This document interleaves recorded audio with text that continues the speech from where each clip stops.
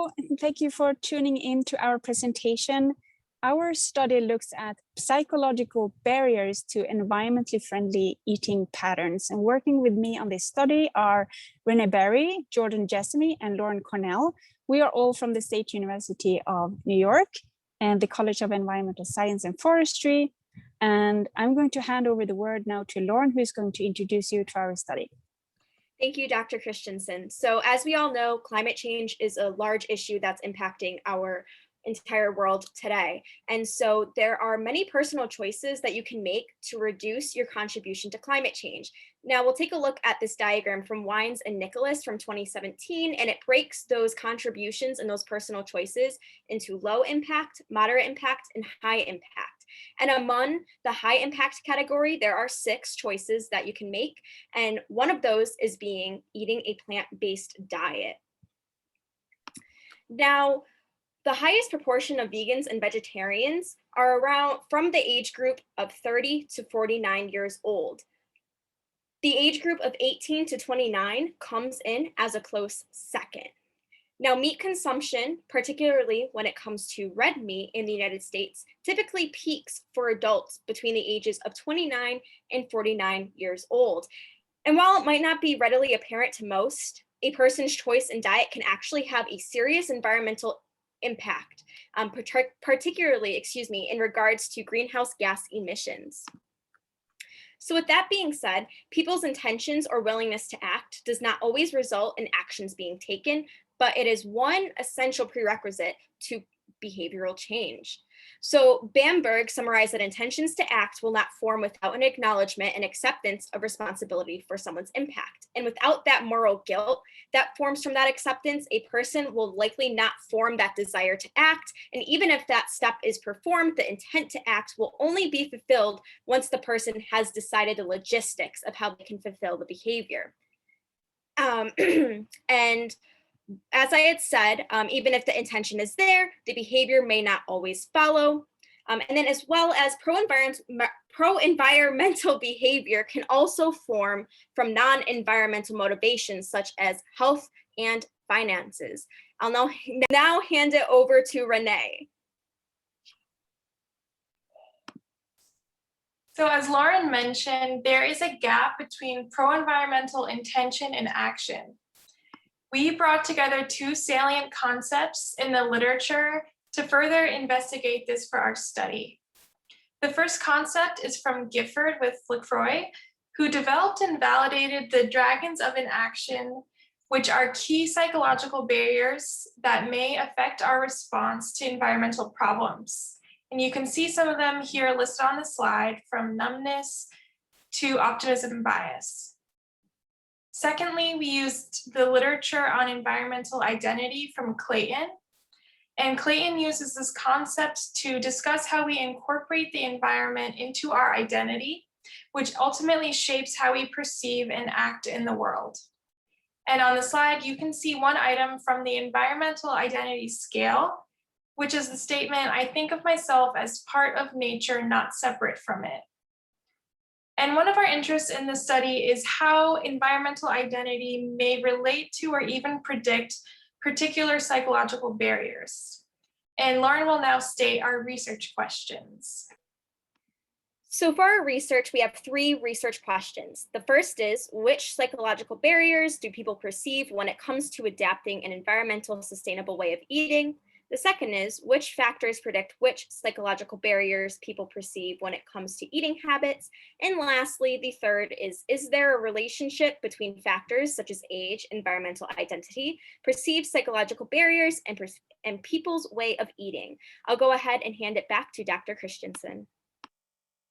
Thank you, Lauren. So to answer our research questions, we designed an online survey. And since we are especially interested in people who we think are knowledgeable about the connection of food production and its environmental impact, we sampled from the environmentally focused college SUNY ESF, and to be able to compare with the population that lives in an area with similar structural barriers, we also included people from Syracuse University.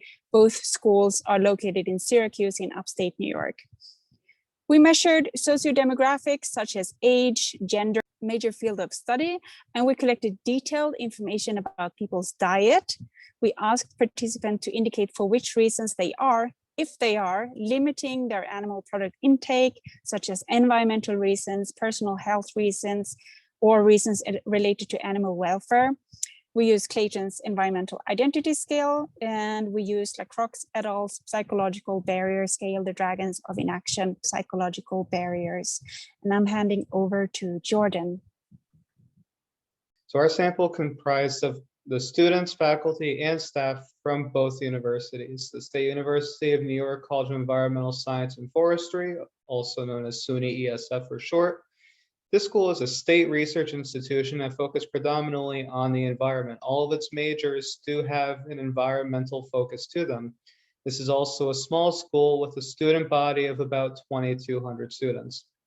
In contrast, Syracuse University is a private research institution with no such focus. It covers a wide range of areas with over 200 majors.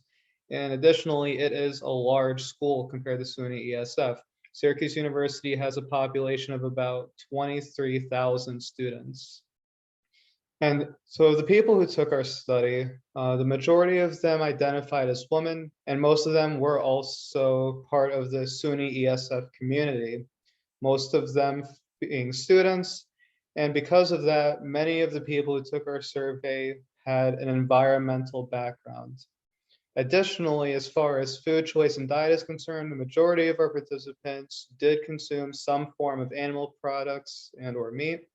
Very few of our participants were vegetarian or vegan. And now to start discussing our results, I'm going to pass it to Renee. Thank you. While exploring our research question 1, we found that these listed items here were the top 3 psychological barriers when it comes to adapting an environmentally sustainable way of eating. So number 1, it's the government's responsibility to regulate this change. 2, what happens at the industrial level makes my changing insignificant. And 3, it's not fair for me to change when really it's industry that's causing the majority of environmental problems. We were kind of surprised that our sample, largely from an environmental school, scored so highly in this psychological barrier category that defines personal change as unnecessary. We now wonder whether an increase in knowledge about the structural causes of environmental issues may lead environmental students to challenge the notion of individual behavioral change. However, we want to state that Gifford does specifically identify the importance of structural change, but also argues that it is not enough. So we can and we must think in both structural and behavioral ways. And now Jordan will talk about our factor analysis. So a factor analysis was conducted based on the survey responses to identify key unobserved variables that would help us predict environmental behavior. Ultimately, we found 5 factors. 3 of the factors that we identified are nearly identical to those observed by Lacroix et al. In their 2019 study. Those would be factors 2 through 4. In order, tokenism, which is the belief that one's past or current actions negate the need for any continued action in that certain area. Factor 3 being interpersonal relationships, relating to how social pressures influence a person's willingness to change. And then also factor 4, the general belief that change is unnecessary. More unique to our study are factors 1 and 5. Factor 1, the lack of practical knowledge, is similar to the lack of knowledge barrier identified by Lacroix. However, in ours, we noticed that based on the responses, it wasn't just knowledge in general, but specifically knowledge pertaining to how to facilitate environmental changes, in this case, environmentally friendly diet, into one's lifestyle without conflicting with other goals. Additionally, factor 5, the lack of personal accountability. That one is completely unique to our study and was not identified by Lacroix and Gifford in their study. Based on our results, we found that people who reflected high with this barrier often did not perceive the responsibility on them to make any change, often believing that instead it is the government's fault or industry. And now I'm going to give it to Renée. So our second research question explored which factors predict the psychological barriers people perceive when it comes to eating habits. And here you see a regression analysis chart showing which variables played a role in predicting the barriers.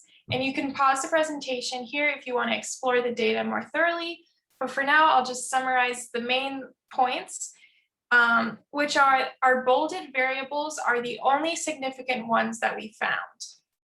So the only significant variable in our tokenism column was gender. Specifically, females scored higher for stating that they already do enough, so they don't need to change their diet. Meanwhile, school, type of major, and environmental reasons were significant variables in the change unnecessary category. Specifically, ESF students in environmentally related degrees who consider environmental reasons into their diet are more likely to believe that their personal behaviors do not make a difference, for instance, as opposed to larger industrial changes. And next we have Lauren. Thank you, Renée. So due to a low number of vegan and vegetarian participants, we ended up zooming in on omnivores, and using a cluster analysis, we were able to define two different groups. One is a sparse animal product consumer group, and the other one is a heavier animal product consumer group. Now here we'll take a look at a regression analysis. So this regression analysis answers question 3, which is there a relationship between factors such as age, environmental identity, perceived psychological barriers, and people's way of eating? So our diet regression analysis had found that the most significant variables in predicting whether or not someone eats a sparse or heavier animal product diet were age, lack of personal accountability, and environmental reasons. Please feel free to stop at the video at this time if you want to go ahead and assess this figure further, but for now, I'll hand it back over to Dr. Kristiansen. Thank you, Lauren. Okay, so to sum up some of our observations, we see interesting results regarding personal accountability. Our participants seem to mostly not feel personally responsible for making this particular change to lessen their greenhouse gas emissions. And we also see that the feeling of lack of personal accountability is one of the strongest predictors for whether someone has a sparse or a heavier animal product consumption. People who feel less personally accountable report an animal product heavier diet. Respondents mostly strongly agree that it's the government who should regulate this change, and what happens on an industrial level makes their personal change insignificant, and that it's not fair to them to change when it's the industry who causes the majority of the problems. As a research team, we have discussed this, and Renée mentioned this before. And another point that we want to make is that at the same time, this can also be a convenient escape or a strategy to reduce experienced cognitive dissonance, to put responsibility on other actors. We also observe, rather surprisingly, that there seems to be a lack of practical knowledge of how to make this change.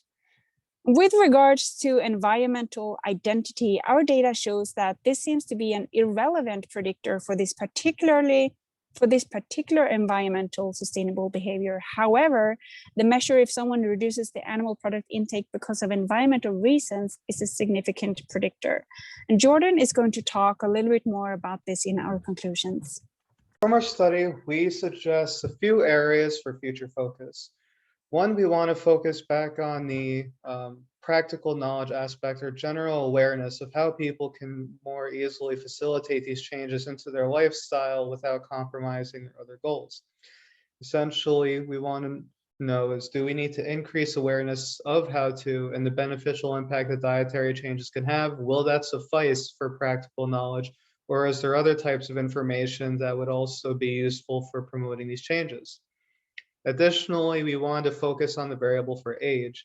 Specifically, how can we help younger people in regards to other barriers that might be inhibiting their ability to have power over controlling their actions, diet, their ability to behave environmentally. And this leads into the other question of, do younger people have sparser animal product diets? And whether or not is this because of structural barriers, or is it because of personal preferences? Lastly, we were interested in seeing how environmental identity could be used to predict environmental behavior. And in this case, we found it wasn't a good predictor for diet. But what we want to know is whether or not it was just a bad predictor, or if it's perhaps measuring something else entirely, and that maybe it is not able to be readily applied to a factor such as diet. Additionally, any future studies that attempt to replicate this should work to mitigate the limitations that our study had, primarily attempting to gain a larger population sample size that's more even demographically, particularly in regards to gender identity and diet.